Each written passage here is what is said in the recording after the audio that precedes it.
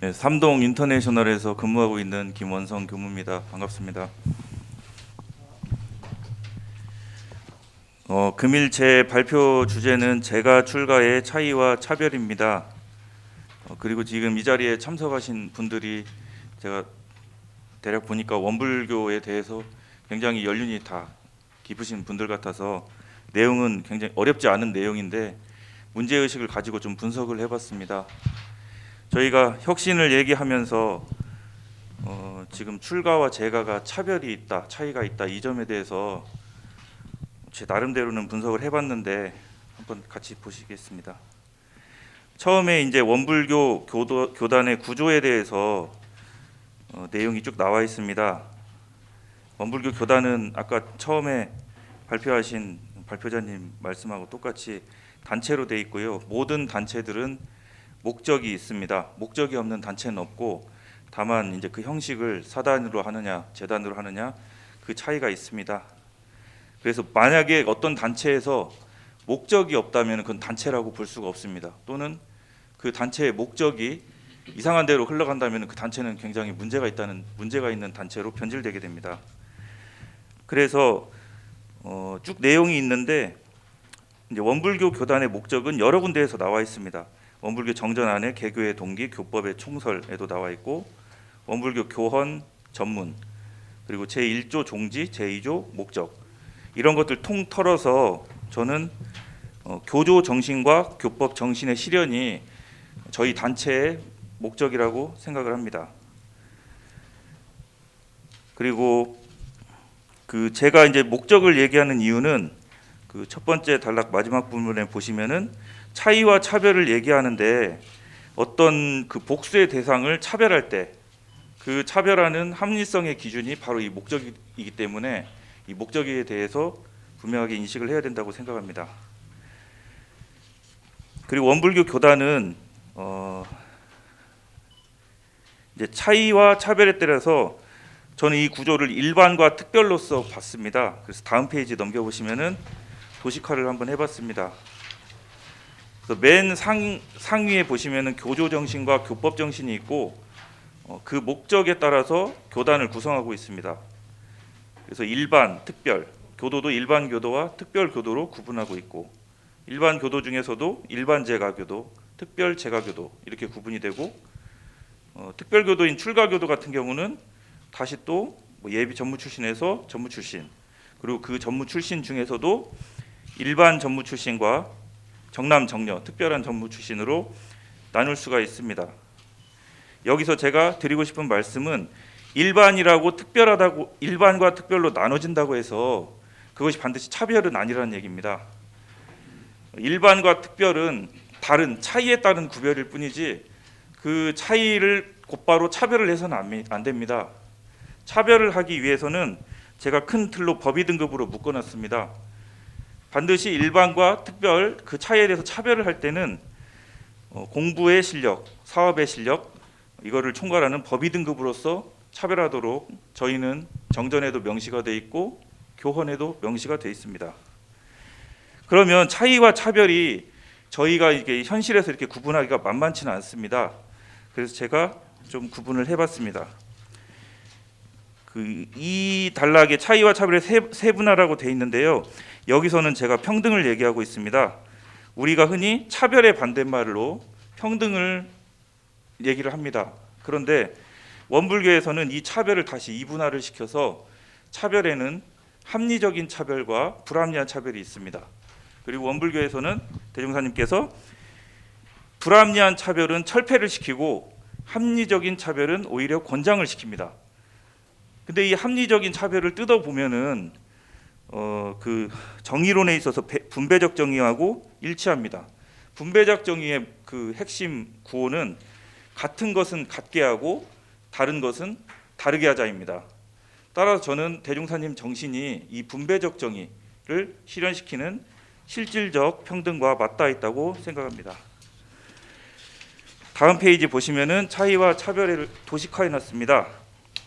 그냥 간단하게 얘기 드리면 차이는 그냥 다른 겁니다. 그냥 그 자체가 다른 거고요. 차별은 이 다른 것과 뭐 관련이 있을 수도 있고 관련이 없을 수도 있지만은 그 대상을 다르게 대우를 하는 겁니다. 그래서 차이와 차별은 그렇게 구분이 되고요. 이런 차이는 굵은 글씨로 제가 표시를 해놨는데요.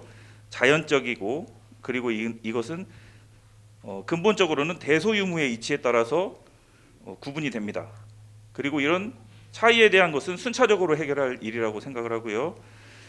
반면에 차별은 인위적입니다. 그 대상을 다르게 대하는 것은 인위적으로 다르게 대하는 거고요. 이것은 인간들이 만들어내는 시비 이해의 일이 됩니다.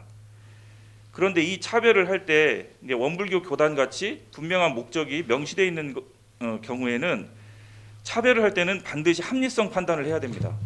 그 차별이 합리적인지 불합리적인지 판단을 해서 제가 강조를 안 해놨는데요. 불합리하다면은 그것은 바로 즉시에 기다리지 않고 시정이 돼야 됩니다. 그래야 이 대종사님의 정신이 계속 유지가 되는 것이지, 만약에 이 불합리한 차별이 있는데 즉시에 시정이 안 된다, 그럼 교단이 점점 이제 이상한 길로 흐르게 되는 결과로 귀결이 됩니다. 그리고 이 합리성 판단을 할 때 제가 그 서두에서 말씀드린 가장 근본적인 기준은 교조 정신과 교법 정신에 부합해야 된다. 그게 핵심입니다. 그 밑에 있는 표를 보시면은 차이와 차별을 논리적으로 구분을 해놨습니다. 그러니까 첫 번째는 경우의 수만 보시면은 1번 차이가 없고 차별도 없는 상태. 두 번째는 차이는 없는데 차별은 있는 상태. 세 번째 차이가 있는데 차별은 없는 상태. 네 번째는 차이가 있고 차별도 있는 상태. 이 네 가지 중에서 첫 번째는 문제가 되지 않습니다. 이제 문제 상황이 아닙니다. 차이도 없고 차별도 없으면은 그것을 문제 삼을 사람은 아무도 없습니다. 2번, 3번, 4번이 다 문제가 됩니다. 그 2번 같은 경우는 차이는 없는데 차별은 존재하는 경우, 이때는 그 복수의 대상들은 다 불만을 갖게 됩니다. 세 번째, 차이가 있는데 차별은 부존재한 경우, 이것도 마찬가지죠. 분명히 차이가 있는데 그 차별이 없는 상태, 이 경우도 문제가 될 수 있습니다. 그 네 번째 맨 마지막에 차이가 있고 차별도 존재하는 경우, 이 경우도 문제가 되죠. 자, 차별이 존재하는 모든 경우에서는 합리성 판단이 들어갑니다. 그래서 다음 페이지 넘겨보시면은, 그러면 이런 차이와 차별을 저희 현실인 원불교 교단의 현실에다가 대입을 해봤습니다. 제가교도하고 출가교도는 어떤 차이가 있고 어떤 차별이 있는가를 표로 만들어 놨습니다. 다 아시는 쉬운 내용일 거라고 생각합니다. 직업, 혼인, 소득, 헌공 방식, 그리고 전문 공부 여부, 그 다음에 수도의 형태. 뭐 이거 말고도 뭐 많이 있겠지만은 제가 연구한 거는 이 정도입니다. 그리고 다음 페이지에 보시면은 차별은 조금 자세히 들여다보겠습니다. 제가교도하고 출가교도가 차별을 한다고 하는데, 그럼 도대체 뭘 차별을 하는지 따져봐야 됩니다. 여기에 나와 있는 것도 말고 이외에도 많은 차별이 있을 수 있습니다. 다만 저는 그냥 연구 방법상 제가 예시를 해놓은 거일 뿐입니다. 호칭상 제가교도님들은 교당이나 교단에서 교도님, 뭐 무슨 사님, 무슨 타원님 이렇게 불리고, 출가교도들도 마찬가지입니다. 다 마찬가지인데 호칭에서 출가교도들은 이제 교무님이라는 말을 붙인 이 차이밖에 없습니다. 복색에 있어서 제가교도님들은 평상복을 입으시고 출가교도님들은 정복이 정해져 있습니다. 그리고 의식 진행할 때 법복을 입는 것은 동일한데, 다만 특이한 점이 이게 그 법락에 대한 규정이 있습니다. 근데 특이하게도 제가교도님들은 법락을 잘 착용을 하지 않으십니다. 다 인정하시죠? 그 반면에 출가교도들은 반드시 법락을 착용을 하게 돼 있습니다. 그 교당 내 지위, 교당 운영에 적극적으로 참여할 수는 있으나 보통은 주임교무의 의사가 우선될 때가 많습니다. 그래서 출가교도들은 제가교도에 비해 상대적 우위에 있다, 저는 이렇게 보고 있습니다. 그리고 교단 내 지위에 있어서 교정 참여를 할 수 있지만은 가장 핵심적인 문제인 것 같습니다. 종법사 및 정수의단원 선거권과 피선거권에 있어서 현실적으로 권한이 없습니다. 이 점은 현실적으로 너무 분명한 사안입니다. 그 반면에 출가교도들은 제가교도에 비해서 절대적인 우위가 있습니다. 그래서 이거는 뒤에서 다루도록 하겠습니다. 그래서 제가 이렇게 분석을 해본 결과 차이와 차별이 이런 식으로 구분이 돼 있고요. 그리고 네 번째 합리성 판단의 위기는 이거는 방금 제가 나열한 거 이외에 그러면은 차별이 있다고 하면은 그 차별이 합리적이냐 불합리적이냐 그 기준이 있어야 되는데 그 기준은 말씀드린 것 같이 교조 정신과 교법 정신입니다. 근데 이 자체에 위기가 있다는데 심각한 문제가 있습니다. 과연 그러면은 교조 정신과 교법 정신에 대한 의식이 우리 교도님들 사이에 살아 있느냐?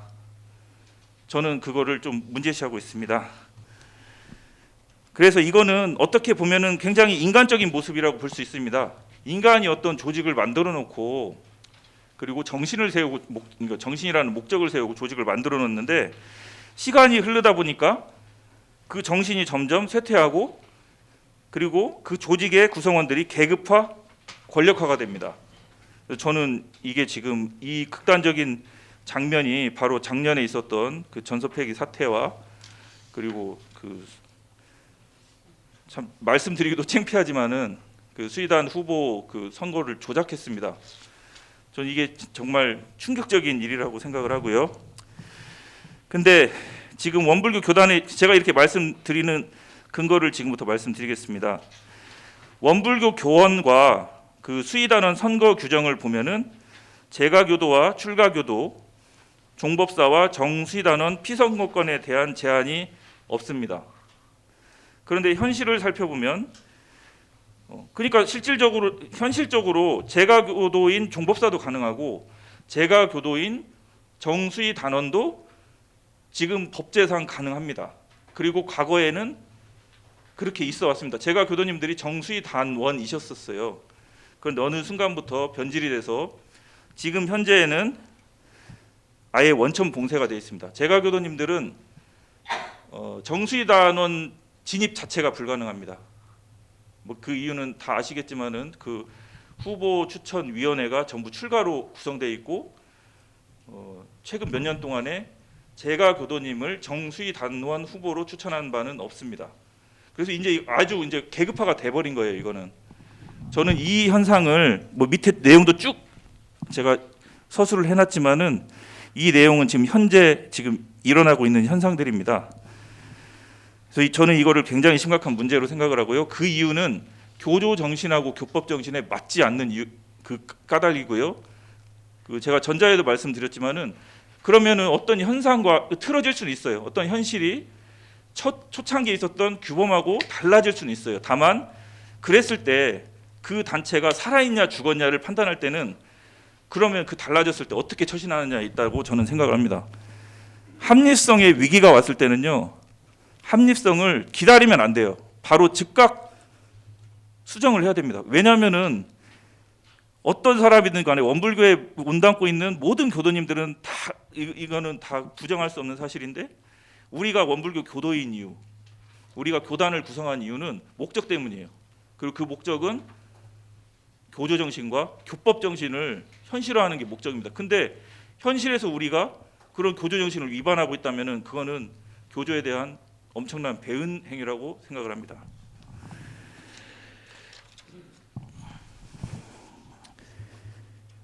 그리고 이제 바로 이제 5번으로 넘어가셔서요. 5번에 불합리한 차별의 개선과 위기의 극복. 그러면은 이러한 불합리한 차별의 개선과 위기의 극복은 어떻게 할 것이냐? 방금 말씀드린 거에 거의 다 있습니다. 근데 처음부터 1번의 차이와 차별에 대한 처리 방법. 먼저 이것이 차이인지 차별인지 구분하는 게 필요합니다. 이게 조금 좀 귀찮을 수도 있고 좀 바로 안 될 수도 있어요. 근데 이게 과연 차이 나는 거하고 이게 차이인지 차별인지 이걸 구분을 안 해버리면은 취사할 때 굉장히 장애가 됩니다. 단순히 차이가 난다고 해서 그걸 문제 제기하면 안 된다고 생각을 하고요. 차이가 아니라 어떤 대우가 다를 때 그 대우 다름에 대해서 과연 그게 합리적인지 합리적이지 않은지 교법에 비추어 봐야 한다는 게 제가 1번에서 말씀드리는 내용입니다. 그리고 두 번째 합리성 판단. 아까 제가 표로서 구분한 거에 대해서 이제 구체적으로 들어가겠습니다. 그 호칭이나 복색의 차별. 뭐 호칭에 대해서 이제 어떤 분들은 이제 당장 지금 여기서도 이제 초기에 다 교도로 해놓으셨다가 나중엔 다 빼셨더라고요. 근데 교무라는 호칭 자체는 그거는 차이지 차별이 아닙니다. 그러니까 교무란 어떤 사람들은 똑같은 교도인데 누구는 그냥 교도님이라고 하고 왜 니네만 교무님이라고 하냐, 그걸 가지고 시비를 하면 안 된다는 얘기를 하고 있습니다. 왜냐하면 교무는 일정한 전문 교육을 받은 일종의 전문가예요. 그리고 거기에 대해서 그 전문 교육을 받았다는 그 호칭을 부를 뿐이지 그거 이상도 그거 이하도 아닙니다. 그러니까 여기 보시면 제가 좀 단도직입적으로 얘기를 드린 게 있습니다. 만약에 제가 교도님들께서 교무라는 호칭을 듣고 싶으시면 전문 교육을 받으시면 돼요. 저는 그 얘기를 하고 있고요. 다만 이제 법낙 착용은 좀 다릅니다. 법낙 착용에 교복과 법낙에 관한 규정이 있습니다. 그래서 그 법낙 수여 대상에는 1번 전무 출신 인증을 받은 자, 2번 재가교도로서 법훈을 받은 자, 3번 재가교도로서 법계 정사 이상인 자, 4번 원무 자격을 인증받은 자, 이런 식으로 쭉 돼 있거든요. 근데 이것은 합리적 이유 없이 재가와 출가를 차별하고 있는 대표적인 규정이라고 생각합니다. 왜냐하면은 출가교도의 경우에는 법의 등급과 상관없이 법낙 착용을 하게끔 하고 있습니다. 근데 재가교도 같은 경우는 각종 자격 조건을 부여해서 이것을 갖춘 경우에만 법낙 착용을 허락하고 있습니다. 저는 이것은 명백하게 불합리한 차별이라고 생각을 해서 즉시에 시정돼야 되는 비교법적 악법이라고 생각합니다. 다음에 이제 아까 제가 쭉 말씀을 드렸는데 교당 내 지위와 교단 내 지위의 차별입니다. 저는 이게 핵심이라고 생각을 하고요. 그리고 그 핵심 중에 하나는 이미 말씀드렸다시피 어떤 교단에 있어서 교단의 어떤 변화를 추구하기 위해서는 교단의 최고 의사 결정, 중요한 의사 결정을 누구한테 맡기느냐의 문제가 굉장히 중요합니다. 근데 지금은 그 의사 결정을 거의 전적으로 출가 계급 집단에 위임하고 있는 상황입니다. 그러니까 이 점이 수정되지 않으면은 저희가 이 자리에서 아무리 개혁을 부르짖고, 지금 혁신특별위원회 위원장님도 와 계시는데 소용이 없다는 얘기예요. 제 얘기의 핵심은 최고 의사 결정 권한 뭐 간접적으로든 직접적으로든 들어가서 거기에 참여해야 이 개혁이 가능한 것이지, 저희가 이거 100번, 1000번을 열어도 바뀌지 않는다고 생각합니다. 출가 계급은, 계급이라고 하는 건 이미 그 계급에 속해 있는 사람들이 계급에 대한 의식화가 이미 다 돼 있는 거예요. 그러니까 무슨 일을 하든지 저희가 교단 하는데 당장 저부터도 그렇습니다.